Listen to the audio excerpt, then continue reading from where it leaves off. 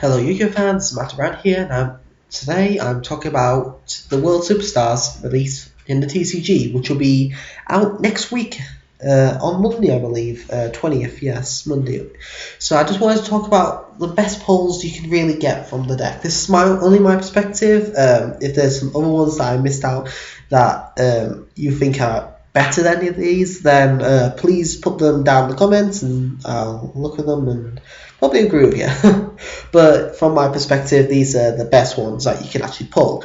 These top four are actually just notable cards that I put in it. But these are the top 10 underneath. So if you don't want to sit here and listen to me talking, the top 10 are there from 10 to 1. From 1 to 10. I'm getting them mixed up. From 10 to 1. But yeah, so mentionable notables that didn't get into the top 10 list for me are Flowerbot. TCG name is now Flowerbot, no longer Flowbot, which was really bad. But I suspect this could be quite useful in Light Sworn decks. I've been trying it out and I've actually liked it. This can be problematic when you mill it during either the end phase or the opponent's turn, because unless you're going to mill later on during that duel, during that time, but in between, it's not going to help you. But it can add, if you have Honest in your hand, if you have Honest as your top deck and then you activate Flowbot, you get a chance to add that Honest to your hand and then put something useless back in there, so at least you have something offensive to use. Next one is Starter Sovereignty. That's the TCG name. At the making of this video, the list hasn't been completely released, but there was a leak ages back that people are still not believing, which basically showed the full list. So this is what it's going off, and by looks of things right now, it's all being proven right. I haven't added Sovereignty into the list because it come at basically the same place as Scepter, because basically they're one and the same, but I didn't include it over Scepter because of the fact that you need to use 3 Exceed materials, or you can't use it as an Exceed material at all. So that just annoyed me too much to actually put in my top 10. Cativingo Challenge, or High Five the Sky. I like this card because it can make your Exceeds attack twice, and then this stops their other effects activating during that time. So basically, the end of the duel is an OTK, because that's just amazing, and it just symbolizes Zexal, because they were just all high five from the sky, which was absolutely bullshit. But we will eventually forget that existence of Zexal and be very thankful with Arc 5, which I have been so far. And the final one, Marshalling Field.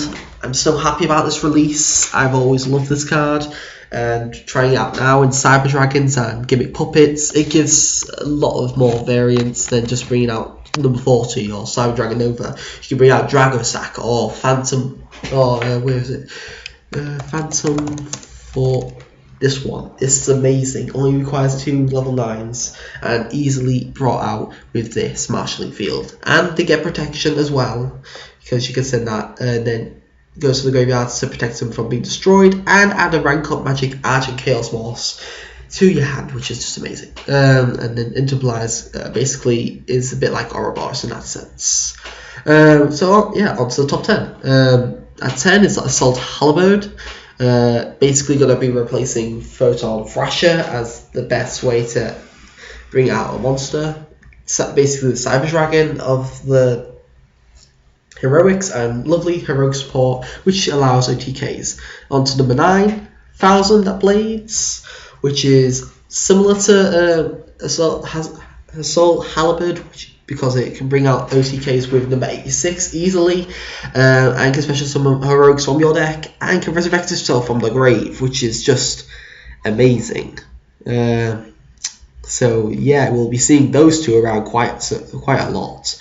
Third, number 8 on the list is Nebradisk, finally getting the current anomalies of support that they need, their Stratos, and a Resurrector, obviously. but it's too late in the game for it to really be applicable. Chronomalies won't be that applicable anymore. On to number 7, Blazeman. I like this card because it's basically a bit like Armageddon Knight, but it's a hero, so it's more targetable with other stuff.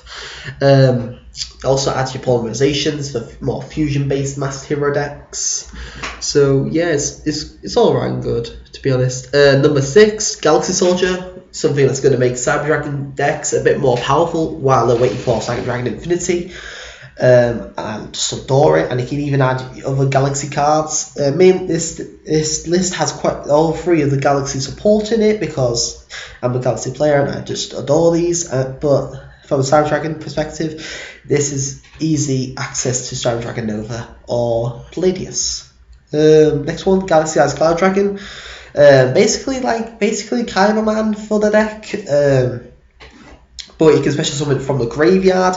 It's a target for number 95, and you can add it onto your Exceeds for Exceed material, which can stop the bad problems of some of them and just give their effects another go. Very good for revived Galaxy XYZ monsters. But yeah, I adore this. It's got really nice artwork and a little chibi Galaxy Eyes Dragon. It's now Cloud Dragon, not Cloud Dragon. But yeah, it can special summon out Galaxy Eyes monsters, including your Exceeds in the grave if they're being destroyed, not if they just negate the summon, because then they can't be actually summoned like that, I believe. Next is number F0, Utopic Future, which is the future number, which can be Exceed with 2 non-number Exceed monsters. I've gone up against this and it's very powerful. Can't be destroyed by battle, can't be destroyed by card effect by detaching Exceed material, and if he attacks, you don't take any damage, and then you get to control of that monster, which can turn the tables on quite a lot of things. Next is number 3 for me is Tachyon Transmigration, the best Galaxy port I've ever seen. Basically, if you control a Galaxy Eyes monster, negate the activation of your opponent's spell traps and monster effects that are in the same chain. Well, before this in the chain, because it's a counter trap. Because the only for counter traps would be negating this. And then shuffle those negated targets into the deck.